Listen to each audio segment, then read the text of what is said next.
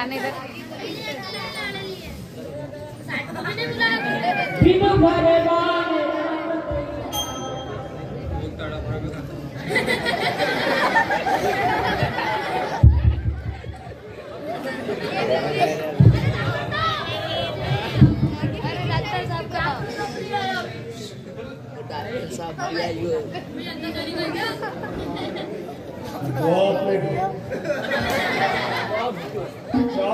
योजन दूर समुद्र के इस पार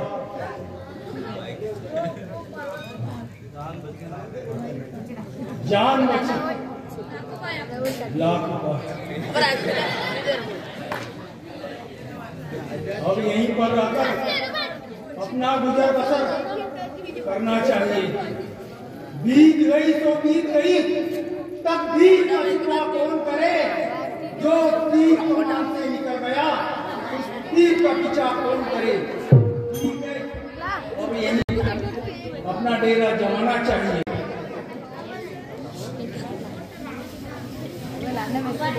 मैं बताऊंगा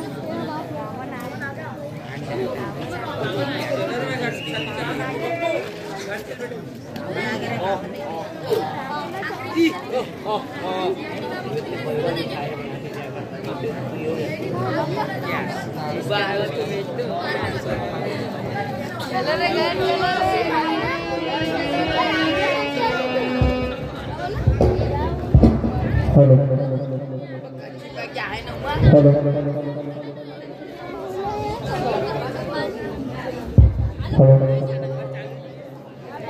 हेलो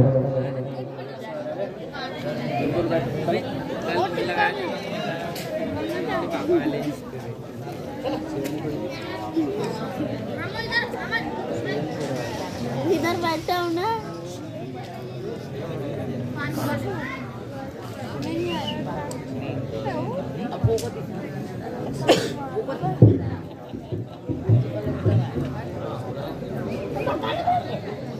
हेलो, आप है निप्पू सोनपुरे, इनकी ओर से 20 रुपए लक्ष्मण के रोल करने वाले को दिए जाते हैं।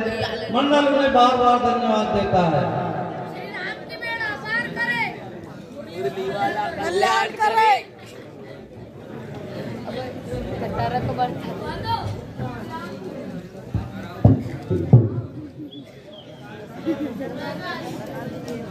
चलो बेटा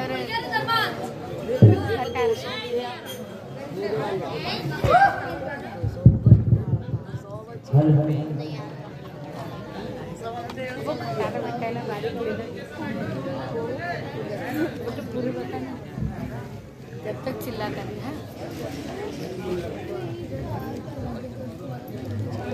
डरना मत, देंगे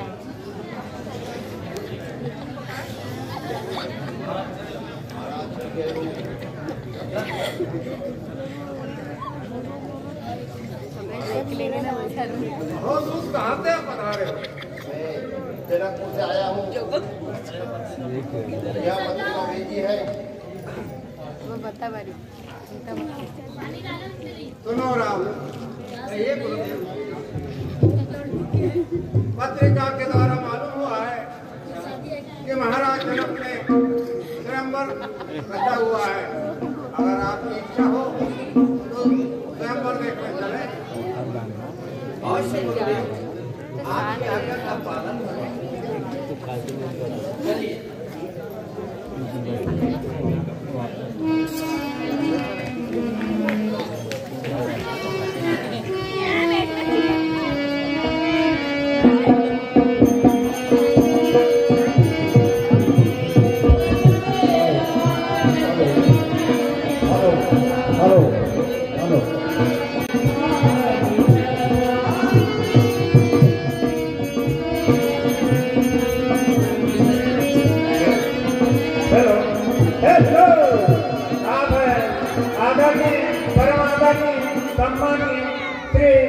रमोजी पवार, इनकी ओर से दादा के सुंदर अभिनय पर 20 रुपए की राशि भेंट हुई है। धन्यवाद। हेलो, आप है शंकर जी घर बसंतपुरे कावला वाले, इनकी ओर से 100 रुपए की राशि भेंट हुई है। धन्यवाद।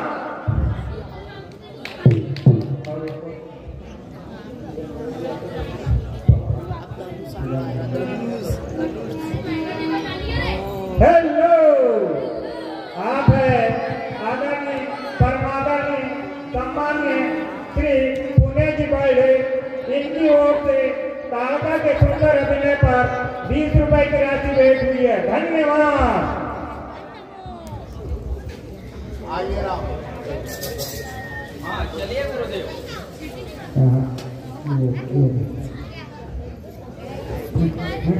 हे गुरुदेव, यह शिला बड़ी कैसे मुनिवर, ईमान का कोई काम नहीं, वन ही वन है चहुओर यहाँ, यह मानुष का कोई काम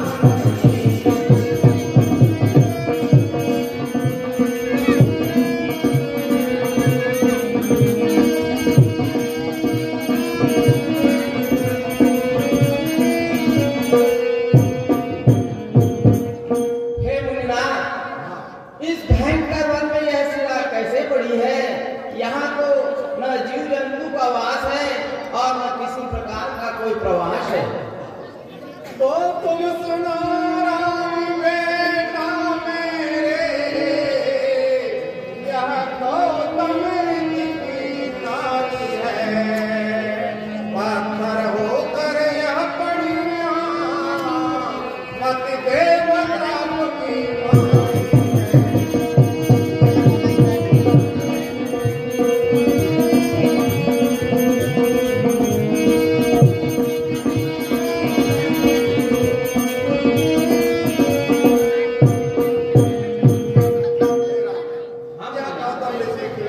पत्नी है जो अपने पति के श्राप से पत्थर होकर के पड़ी हुई है।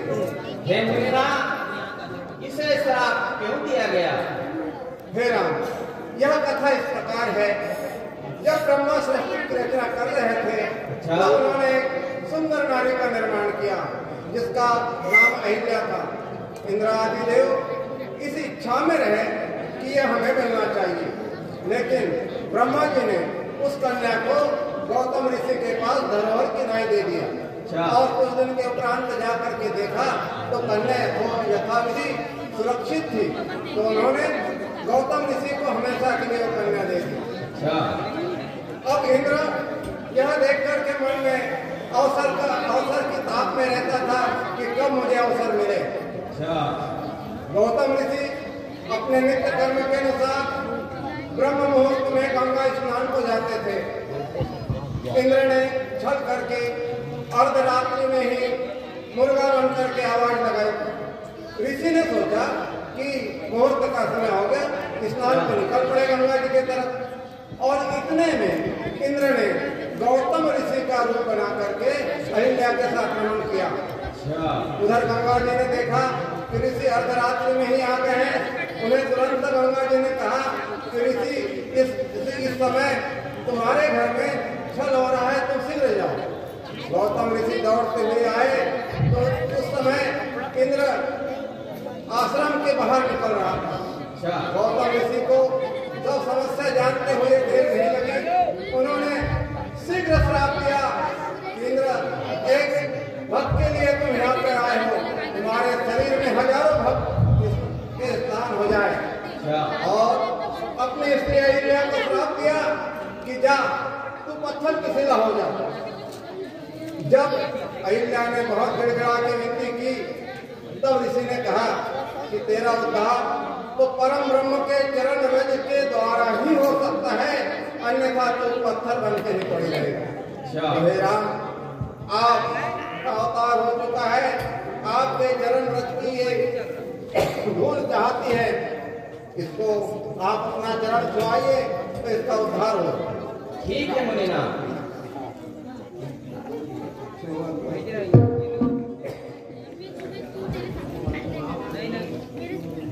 हे प्रभु, मैं गौतम ऋषि की पत्नी अहिल्या हूँ, जो मेरे पति के श्राप के कारण मैं पत्थर की शिला बनकर यहाँ पर थी, जो आज आपके चरण रख रही मुझे मेरा शरीर पुनः प्राप्त हुआ और मैं आपके धाम को जाना चाहती हूँ।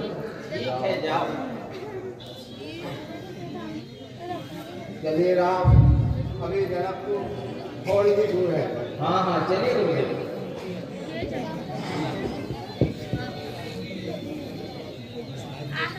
हे राम, देखो यह पवित्र गंगा नदी है। इसमें स्नान करने से प्राणियों की मुक्ति होती है, दुष्टों का उद्धार होता है।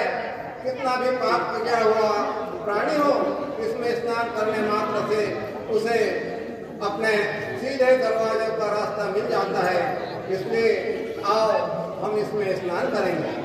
ठीक है गुरुदेव, परंतु इसमें स्नान करने से मोक्ष तो प्राप्त होता है, यह कैसे, यह भी तो हमें बतलाइए।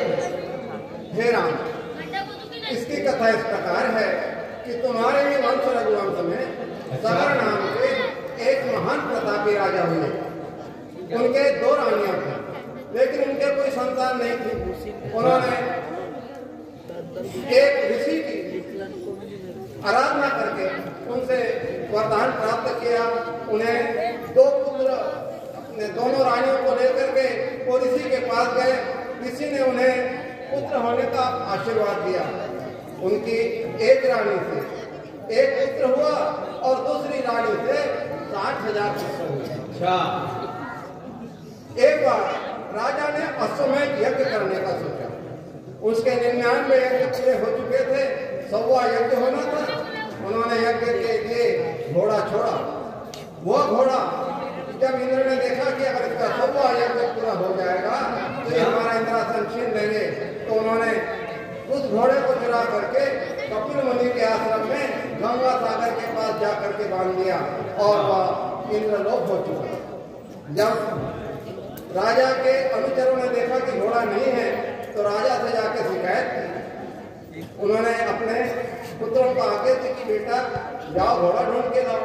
वो 60,000 पुत्र घोड़ा ढूंढने के लिए चले। जब उन्होंने सारी पृथ्वी देखी, घोड़ा नहीं मिला तो लौट कर आ गए। जब राजा के पास वो खाली हाथ लौट के आए तो राजा ने कहा, अरे पुत्रों, तुम इतने बलवान हो, तुम्हें घोड़ा नहीं मिला? अरे पृथ्वी को खोद डालो, कहीं तो घोड़ा मिलेगा। उनके बड़े बड़े नख आयुध जैसे थे। उन्होंने पृथ्वी को खोदना चालू किया और खोदते खोदते वो गंगा सागर तक पहुंच चुके। वहाँ उन्होंने देखा कि उनका घोड़ा बना हुआ है और एक मुनि आंख बंद करके बैठा हुआ है। किसी ने कहा कि अरे अपने घोड़े को चुराने वाला यही है। किसी ने कहा देखो, एक तो हमारा घोड़ा चुरा लिया और आंख बंद करके बैठा है। इस प्रकार मुनि की बहुत अवहेलना करने लगी। जब उनकी अवहेलना अपने चरम सीमा पर पहुंच चुकी, तब मुनि ने जैसे ही आंख खोलकर देखा वो 60,000 भस्म हो चुके। और जब बहुत दिनों तक वो आए नहीं तो उनके अनुचर ने कहा कि महाराज, तुम्हारे 60,000 पुत्र गए, वो भी नहीं आए। तो उन्होंने अपने नाती अंशुमान को भेजा। जाओ देखो, तुम्हारे काका लोग गए, अभी तक क्यों नहीं आए? अंशुमान चले घोड़ा का पता लगाने को। रास्ते में गरुड़ जी मिल गए। उनने कहा कि भांजे कहाँ जा रहे हो? उन्होंने कहा कि इस प्रकार की कथा हुई है कि हमारा घोड़ा चुरा लिया किसी ने। उन्होंने कहा भाई कहीं मत जाओ, तुम सीधे कपिल मुनि के आश्रम में जाओ, वहाँ तुम्हारा घोड़ा मिलेगा। अच्छा। वो जब सीधे कपिल मुनि के पास गए, अंशुमान ने मुनि को प्रणाम किया और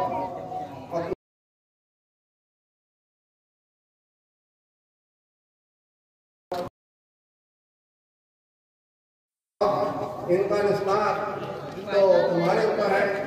तब उन्होंने पूछा कि इसका निस्तार कैसे हो? तो बोले सिवाय गंगा के इनका निस्तार हो नहीं सकता। जब गंगा पृथ्वी पर आएगी तब ही इनका उद्धार होगा। तब तो अंशुमान आए और अपने पिताजी से बोलने लगे, दादाजी से। तो उन्होंने कहा कि ठीक है बेटा, तुम तो राज करो, हम गंगा को लाने का प्रयास करते हैं। राजा सगर ने गंगा को लाने का प्रयास किया। उसके बाद वो भी स्वर्ग को चले गए, गंगा नहीं आई। उनके पुत्र दिलीप हुए, उन्होंने भी तपस्या करके गंगा को लाने का प्रयास किया। जब उनकी भी आयु पूर्ण हो गई, अंत में भगीरथ आए और भगीरथ ने कहा कि या तो गंगा लाऊंगा या वापस नहीं आऊंगा। तब भगीरथ ने तपस्या करना प्रारंभ किया। भगीरथ की तपस्या से ब्रह्मा जी प्रसन्न हो गए और बोले, प्रकट होकर के बोले कि भाई भगीरथ वरदान मांगो। उनने कहा कि प्रभु, हमारे काका लोग एक योनि में पड़े हैं, उनके उद्धार के लिए आपके पास जो गंगा का पानी रखा हुआ है उसे हमें प्रदान करिए। ब्रह्मा जी ने कहा कि भाई मैं गंगा छोड़ तो दूंगा, लेकिन पति को बना लेगा कौन? तुम शंकर भगवान की विनती करो। भगवान शंकर की विनती किया राजा भगीरथ ने। भगवान शंकर प्रसन्न हुए, उन्होंने कहा छोड़ो गंगा, हम अपने जटा में उसको संभालेंगे। जैसे ही ब्रह्मा जी ने उस जल को स्वर्ग से छोड़ा तो वो शंकर की जटा में आके लुप्त हो गया। जब बहुत दिनों तक गंगा उसमें लुप्त रही, फिर भगीरथ को चिंता हुई कि ये तो ऐसा हुआ कि कुछ फल ही नहीं निकला। फिर भगवान शंकर की विनती की। भगवान शंकर ने अपनी जटाओं से एक बूंद निकाल के फेंक दी। उसमें 3 धाराएं हुई। कौन सी मुनिना? एक तो स्वर्ग को गई जिसका नाम प्रभावती हुआ, दूसरी पाताल को गई और तीसरी ये जो गंगा है जिसमें हम स्नान करेंगे, ये गंगा विशाल पृथ्वी के ऊपर हुई। इतने प्रयत्न करने के बाद ये गंगा यहाँ आई है और इस गंगा से फिर उन 60,000 सगर के पुत्रों का उद्धार हुआ है। इसलिए इस गंगा में इतनी शक्ति है कि इसके जल में जो स्नान करे वो स्वर्ग का रास्ता प्राप्त करे। ठीक है मुनिना, हम ऐसा ही करेंगे। हम भी इसमें स्नान करके आगे बढ़ते हैं। जरूर मुनिना। हे राम, यहाँ से जनकपुर कुछ ही दूर पे है। ये देखो एक विशेष अमराई यहाँ पे दिख पड़ रही है। आज इसी अमराई में हम निवास करके और जनकराज को समाचार पहुँचाएंगे। तब जो यहाँ लेने आएंगे तब हम जनकपुर में प्रवेश करेंगे। जैसे आपके आज्ञा मुनिना।